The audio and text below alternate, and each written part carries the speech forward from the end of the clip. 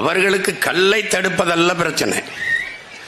சீமான் மக்களிடத்தில் போய் சேருகிறான். சீமானை வளர விட்டுறக்கூடாது.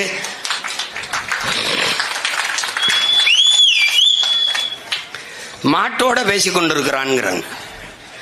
அதுக்கு அறிவு இருக்கு, அதோட பேசிட்டு இருக்கிறேன்.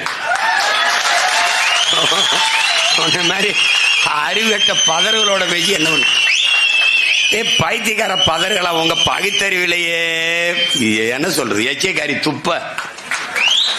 ஆடும் மாடும் இல்லாது அதனுடைய கழிவும் சீரும் நீரும் இல்லாது எப்படா மண் வளப்படும்?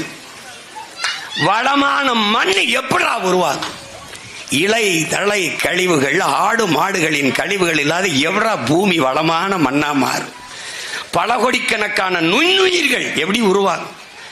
அந்த நுண்ணுயிர்களின் திரட்சி தான், கூட்டுதான் மண்ணின் வளம் என்பதை அறியாதவன்கிட்ட போய் பேசி என்னடா பைத்தியக்கார